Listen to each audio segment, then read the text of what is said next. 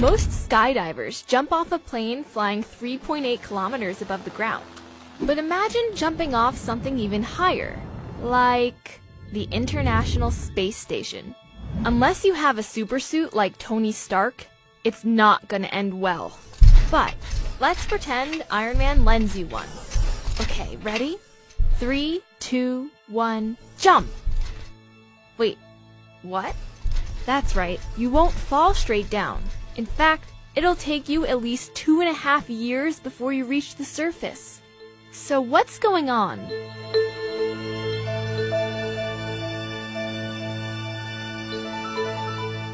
Height isn't the main reason your fall takes so long.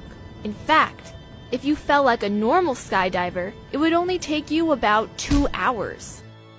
But the thing is, you don't fall straight down. You fall into orbit. The reason is speed. You see, the ISS might be called a station, but it's hardly stationary.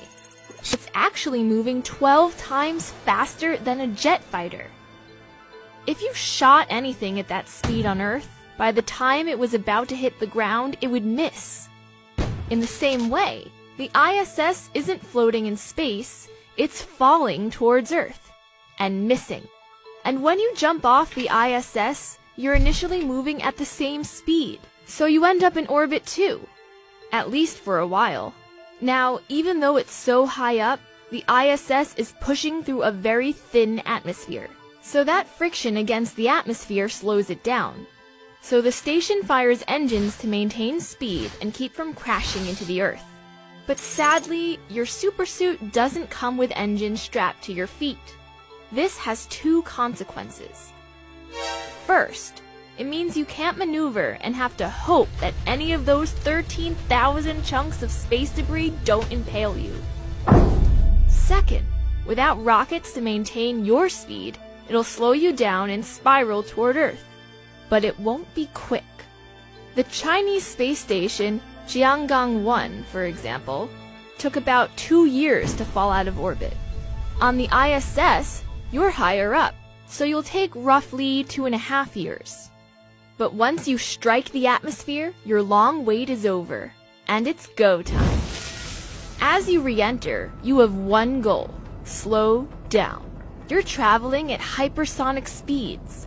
So, if you deployed a parachute now, it'll shred to pieces. And that's not the only problem. Falling through the atmosphere at such breakneck speeds generates at least 8 Gs of force. That's 8 times the gravity you feel at sea level. And if you're falling feet first, that'll push the blood away from your brain and toward your feet. So you'll probably pass out. Unless you're one of those fighter pilots who train to withstand up to 5 Gs. Now, if you don't pass out, you may worry about the freezing temperatures up here. But it turns out your suit's more likely to melt than freeze. You know how you could warm your hands by rubbing them together? Now imagine your supersuit rubbing against air molecules in the atmosphere at least 6 times the speed of sound.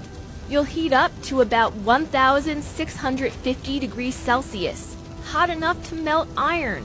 In fact, the heat is so intense, it strips electrons from their atoms, forming a pink plasma around you that will ultimately destroy your suit.